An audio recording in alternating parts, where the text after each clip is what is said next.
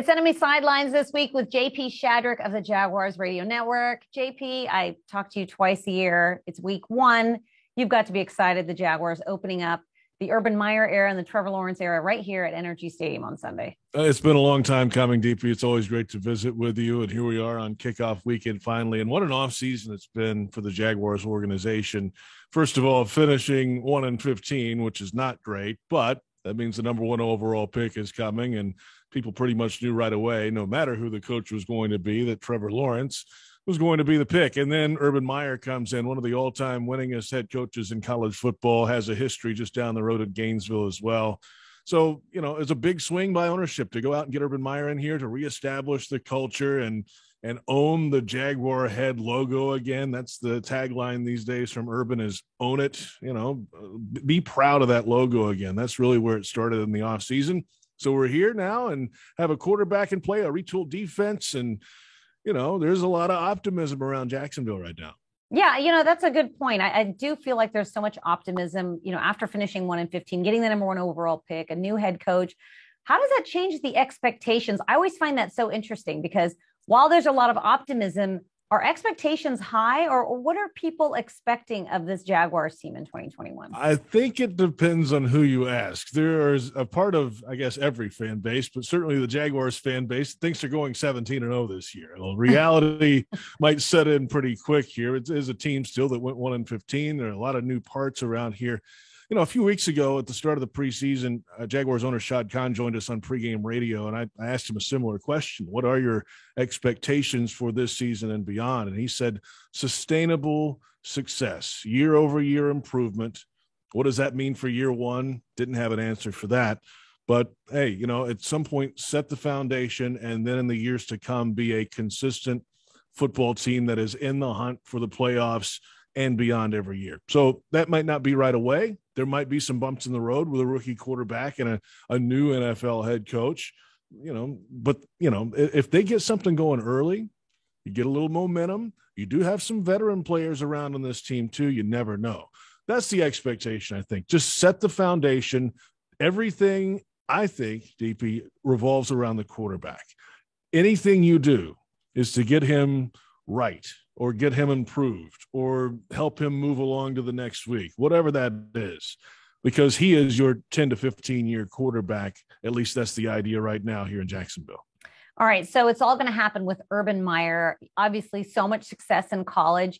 What is he like as an NFL head coach? Did he have to adapt his style at all? What was that transition like going from college to NFL, or is he the same guy that we've seen through all those years in college? Well, in the years in college, it's a different environment. You're dealing with teenagers, first of all, 18, 19-year-olds when they come in. You're sitting in a living room when the kid's 16, trying to get them to come there. Now you're dealing with 23, 4, 5-year-olds or older in many instances, and they've been around the league. And, okay, maybe the messaging might be a little bit different, but the messaging is what Urban Meyer really hung his hat on, and the attention to detail and preparation every week. That's not going to change from Urban. I mean, the guy's written books on organizational theory and how to get a football team ready to play. That's what he knows. And, there might be occasionally a veteran that it might be said a different way. It's still the same idea, I think, that he'll have in college. And if for some reason down the road there's a veteran or somebody that just can't handle it or is not happy, they'll find somebody else to do it. That's the way it's going to be. Urban's going to be here for a while. It's his organization now. He believes in certain way things are done organizationally. And as time comes along in the NFL, he might adjust some of that just because of the personalities involved. But as of right now, he's really kind of setting the tone there. Now, I will say he is very close to the players, it feels like. Shad Khan, the owner, and Urban Meyer, the offseason, and the GM, Trent Baalke, all made a point to give everything the players need to be right.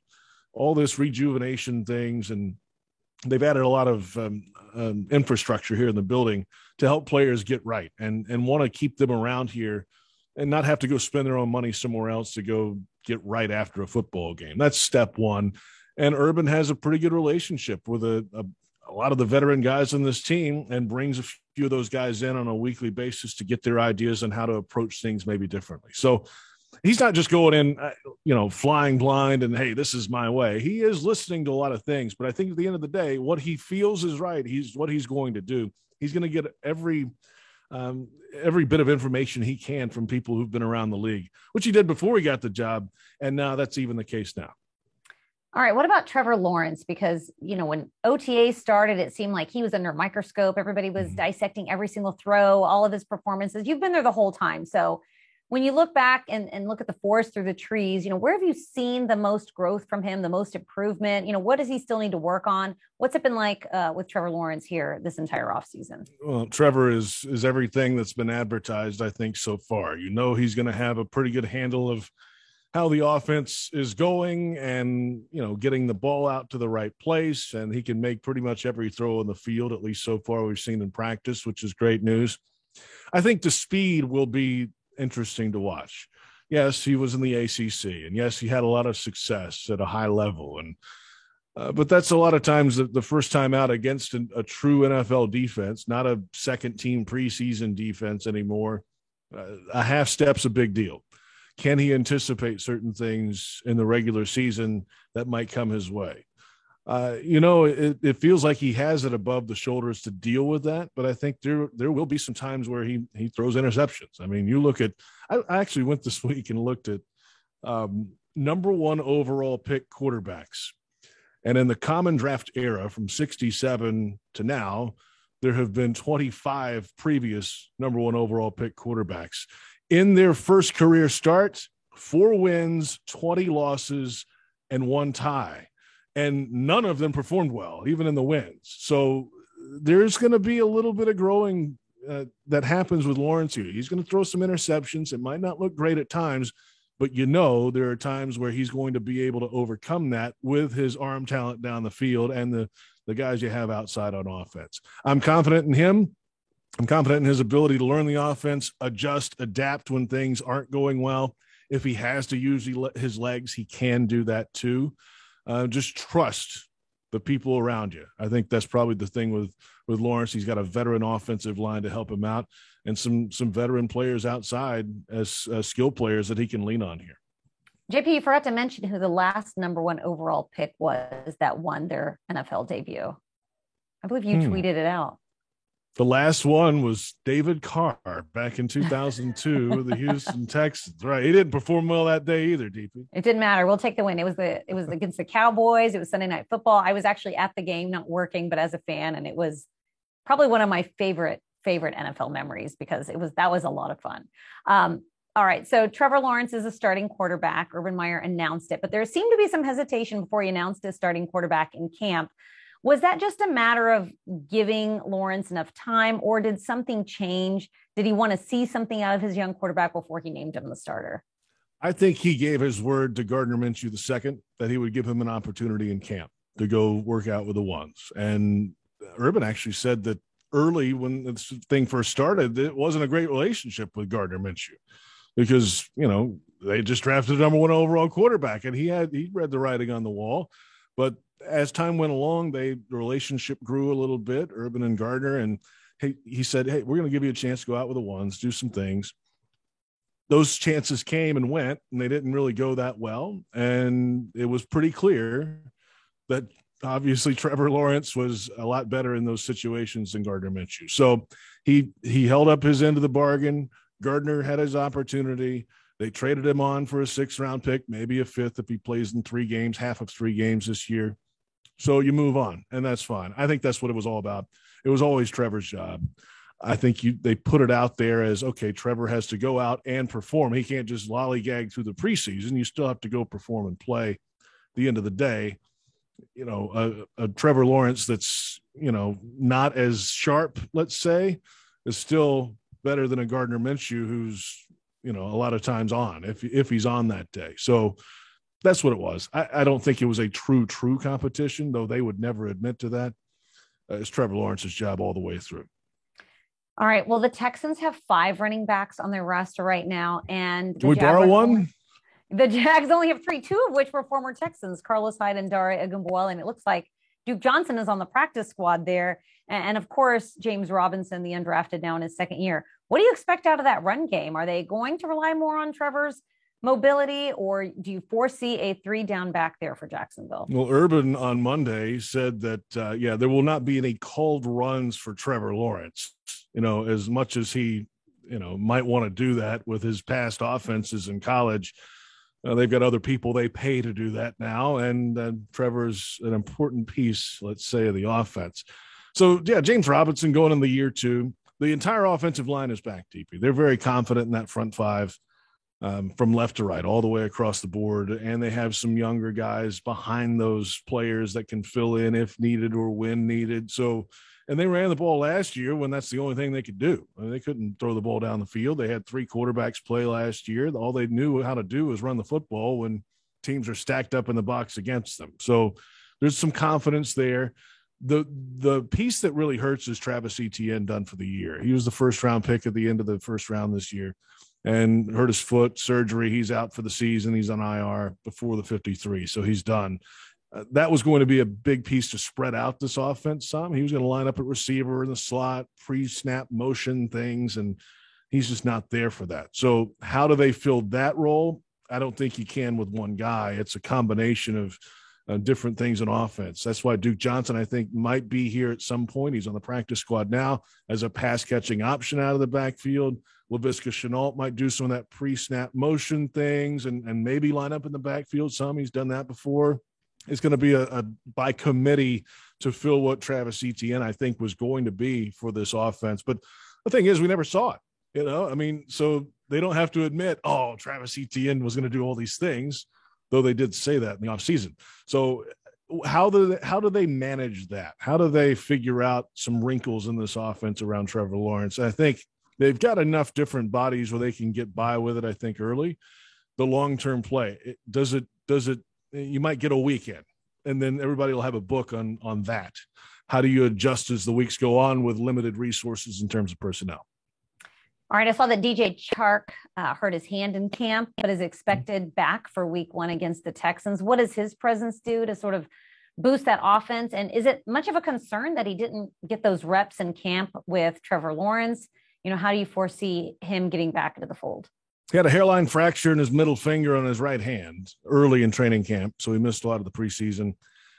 But he was back the last couple of weeks working off to the side in full pads, running routes. And so it was fine. It was a very minor procedure that he had done. So he's confident. He talked last week. He's ready to go and get back and be on time with Trevor and all these things, but you have to go play. That's the one thing. Now for Chark, they feel like he's the deep threat. He's the guy that can go down the field, can jump up and make those 50-50 catches and all those things.